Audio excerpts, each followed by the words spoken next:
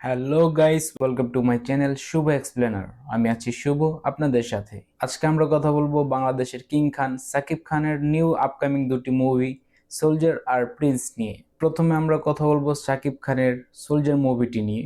সোলজারের ডিরেক্টরকে, সোলজারের প্রডিউসারকে, সোলজারের কাকে কাকে কাস্ট করা হয়েছে, এই সকল বিষয়টি আমরা কথা বলবো। এরপরে আমরা কথা বলবো প্রিন্স মুভিটি নিয়ে। তো চলুন দেরি না করে শুরু করা যাক। সোলজার মুভিটির মেইন কাস্ট হচ্ছে আমাদের সবার প্রিয় কিং খান শাকিব খান। ফিমেল লিড অ্যাক্ট্রেসে রয়েছে তানজিন তিশা, মানে নায়িকা হিসাবে রয়েছে তানজিন তিশা। মুভিতে আরো কাস্ট করা হয়েছে এবিএম সুমন, জান্নাতুল ফেরদৌস ঐশী।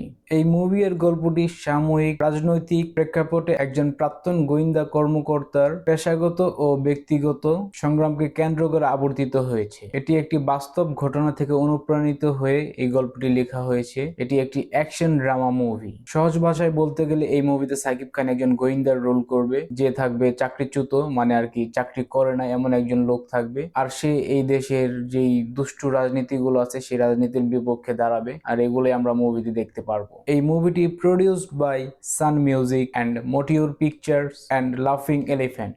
এই মুভিটির প্রিন্সিপাল ফটোশুট 2025-এ শুরু করা হয়েছে। এই মুভিটির ব্যাকগ্রাউন্ড মিউজিক দিয়েছেন আরিয়ান মেহেদি। এখন আসা যাক প্রিন্স মুভিটিতে। প্রিন্স মুভিটির ফুল নেম হচ্ছে Prince once upon a time in Dhaka. এই মুভিটি ঢাকা 19th সেঞ্চুরিজে আন্ডারওয়ার্ল্ডের ক্রাইম ড্রামা নিয়ে লেখা হয়েছে। এই মুভিটির ডিরেক্টর হলো আবু হায়াত মাহমুদ। এই মুভিটির প্রডিউসার হলো Shirin Sultana under the banner of creating land. এই মুভিটির রাইটার হলো মেজবাহ উদ্দিন সুমন অ্যান্ড মোহাম্মদ নাজিম উদ্দিন। সাকিব খান মুভিটিতে যে রোলটি প্লে করবেন সেটি একটি বাস্তবধর্মী রোল। তার মানে যেই ডনের রোলটি প্লে করবেন সাকিব খান, এই ডনটি বাস্তবেই ছিল, যার নাম হলো কালা জাহাঙ্গীর। 1990 সালে কি আসলেই ডন ছিল? এটা আমার প্রশ্ন আপনাদের কাছে। যাই হোক, এই মুভিতে আমরা ড্রামা, অ্যাকশন, লাভ সবকিছুই দেখতে পারবো। এই মুভিতে নায়িকা হিসেবে রয়েছে তাসনিয়া ফারিন। এছাড়াও আরো কাস্ট করা হয়েছে মধুমিতা সরকার, তারিক আনাম খান, সাহিদুজ্জামান সেলিম, দিলারা জামান। তো প্রিন্স আর সোলজার দুটি অ্যাকশন মুভি, দুটিতে আমরা লাভ সিকোয়েন্স দেখতে পারবো আর ড্রামা থাকবে ভরপুর। তো বাংলাদেশ এমন একটি পরিস্থিতিতে আছে যে সাকিব খানের মুভির বিপরীতে সাকিব খানের মুভিকেই রাখতে হচ্ছে, আর কোনো উপায় নেই আমাদের কাছে।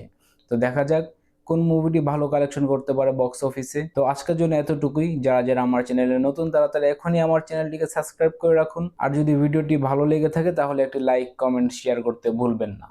ধন্যবাদ।